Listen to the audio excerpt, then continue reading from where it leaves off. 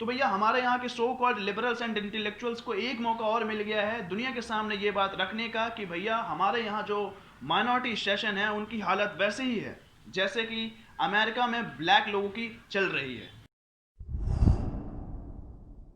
तो भैया इस बार जॉर्ज फ्लॉयड नहीं, इस बार रेशर्ड ब्रूक्स नाम के एक और अश्वेत इंसान की मौत हो गई है जो कि अटलांटा में हुई है और पुलिस डिपार्टमेंट के ही द्वारा हुई है। पुलिस डिपार्टमेंट ने उसको डायरेक्टली शूट कर दिया था।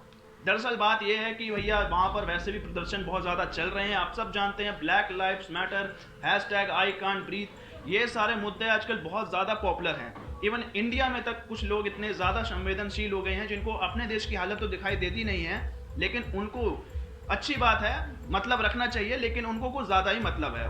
देखिए भैया उनका सिंपली फंडा ये है कि कहीं दुनिया में कुछ भी हुआ हो वो सीधा उसको उठा के इंडियन माइनॉरिटी से कनेक्ट करके इंडिया में आग लगाने की पूरा प्रयास करते हैं। देखिए दरअसल बात ये हुई है कि अमेरिका में भैया वैसे भी प्रदर्शन बहुत ज़्यादा चल रहे हैं और उन्हीं प्रदर्शन को चलते हुए पुलिस सर्च ऑपरेशन जारी कर रही थी। तो भैया उसको ये बंदा गाड़ी में सोता हुआ मिला, गाड़ी में सो रहा था, ये बंदा मिल गया। अब क्या होता है कि उनको ये लगता है कि ये तो नशे में है, तो भैया उसको गाड़ी से बाहर निकालते हैं। इन दोनों के बीच में, पुलिस डिपार्टमेंट के बीच में और इस अश्वेत इंसान जिसका नाम है रेशर्ड ब्रूक्स, इन दोनों के बीच में थोड़ी सी लड़ाई हो जाती है। उस लड़ाई में ये बंदा जो होता है रेशर्ड ब्रूक्स, ये उनकी गन लेके भागने लगता है, जिसकी वजह से पुलिस को कुछ एक्शन लेने पड़ते हैं और बाद में यही बंदा पुलिस पर बंदूक तान देता है। ऐसा मैं नहीं कह रहा हूँ, ऐसा सोर्सेस कह रहे हैं जो कि न्यूज़पेपर्स में हर जगह ये बात छपी है, ये वो लोग कह रहे हैं। तो भैया ये बंदूक तान देता है जिसकी वजह से पुलिस को एक्शन लेना पड़ता है और पुलिस डायरेक्टली वहाँ पर शूट करके इसको उड़ा देती है। अब भैया मामला गर्म हो चुका है। देखिए पहले भी जॉर्ज फ्लॉयड की वजह से यूएस में भयंकर प्रोटेस्ट चल रहा है, hashtag black lives matter, hashtag I can't breathe, hashtag black community lives matter, hashtag all lives matter. दुनिया भर के हैशटैग लाइव्स मैटर इस समय ज़बरदस्त तरीके से ट्रोल कर रहे हैं और इंडिया में भी बैठे कुछ लोग, जैसे कि अपने, अभी मैं नाम बताऊंगा आपको कुछ लोग हैं जो इस चीज़ का पूरा फ़ायदा उठाने की कोशिश करने के चक्कर में इंडियन मुस्लिम्स को ही ब्लैक कम्युनिटी से जोड़ने की पूरी कोशिश कर रहे हैं। इतिहास ही नहीं पता है कि इतिहास क्या है। तो भैया जिन लोगों को इतिहास नहीं पता है उन्हें थोड़ा बहुत बता दूं, ब्लैक कम्युनिटी को यूएस में एज अ स्लेव लाया गया था। स्लेव का मतलब होता है भैया नौकर तरीके से, समझ लीजिए नौकर तरीके से उनको लाया गया था। दूसरी तरफ इंडिया में जो माइनॉरिटी सेशन जिसे लोग कहते हैं, मैं नहीं मानता, क्योंकि वो भैया चिकन नेक काटने की जो बात आजकल चल रही है इस तरीके से तो माइनॉरिटी बिल्कुल भी नहीं कहलाएंगे वो। तो भैया वो लोग जो हैं यहाँ पर इन्वेडर्स की तरह आए थे, उनके कई राजाओं ने यहाँ पर राज किया। उन लोगों ने ना सिर्फ यहाँ के सोने को लूटा बल्कि यहाँ की इज्जतों को भी लूटा। तो भैया मैं यहाँ पर ये बात करने नहीं आया हूँ हालांकि, लेकिन मैं यहाँ पर बताने आया हूँ कि ये सारी चीज़ें बहुत ज़्यादा खतरनाक हो गई हैं। तो भैया अब उन लोगों के बारे में बात कर लेते हैं जो ये कहने की कोशिश कर रहे हैं पूरी तरीके से। उन लोगों का सिर्फ एक ही मोटो है कि पूरे भारत को शाहीन बाग बना दो, लोग सड़कों पर उतर आएँ, जो मुस्लिम माइनॉरिटी हैं वो भी वैसा ही रायट्स करें, वैसे ही दंगे फसाद करें जैसे कि यूएस में हो रहे हैं। वो सड़कों पर उतर आएँ, दुकानें फोड़ें, लोगों को जला दें, लोगों को 400 चाकू भोंक दें, सब कुछ करें, बिल्कुल देश में आग लगा दे ताकि पूरे दुनिया में ये खबर जाए कि देखिए भैया माइनॉरिटीज़ पर अत्याचार हो रहा है। बल्कि यहाँ पर हिंदू दुकानें जलाई जा रही हैं। दिल्ली राइट्स में क्या हुआ था, माइनॉरिटीज़ पर अत्याचार हो रहे थे और दुकानें हिंदुओं की जल रही थी। कितनी ज़्यादा आयरॉनिकल बात है, लेकिन सच्चाई यही है। राणा अयूब जैसे, विनोद दुआ जैसे लोग जो हैं वो यही चाहते हैं, वो लोग यही चाह रहे हैं और सारी बातें यही करते हैं। दिन भर वो हैशटैग्स करते हैं, दिन भर वो रिलेशन क्रिएट करने की कोशिश करते हैं।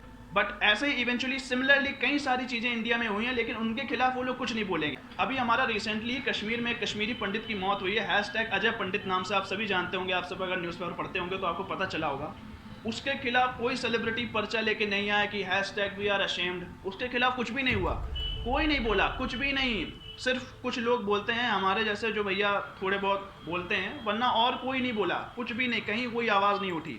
वैसे तो भैया अगर किसी पर्टिकुलर हिंदू लड़के ने, मान लीजिए, मैं ये कहूँगा कि जो भी हो ये चीज़ें गलत है, लेकिन अगर हो जाता है, रेप हो जाता है, किसी अनफॉर्चुनेटली हो जाता है, तो भैया ये लोग सिंपली पर्चा लेके आ जाते हैं कमर पर हाथ रख के कि hashtag we are ashamed of Hindu, hashtag we are ashamed of Indian, सब कुछ हैशटैग इनका भर जाता है। बट अभी रिसेंटली एक माइनॉरिटी 8 साल की लड़की का एक रेप हुआ जिसके बारे में शायद आपको नहीं पता होगा। मैं इवेंचुअली ये तो नहीं बोलूँगा कि वो किस जाति से थे या फिर किस रिलीजन से थे, मैं सिर्फ उनका नाम पढ़ के आपको बताता हूँ कि वो उनका नाम क्या था। और उसके खिलाफ कहीं कोई मीडिया में कोई बात नहीं आई, कहीं कोई पर्चे नहीं बटे, कहीं कोई संवेदना व्यक्त नहीं हुई, कुछ भी नहीं हुआ। मैं उनका नाम बताता हूँ, मोहम्मद नूह पहला इंसान जिसकी उम्र 75 ईयर्स है। अरे दादा, मेरे दादा की उम्र के हो तुम, है ना।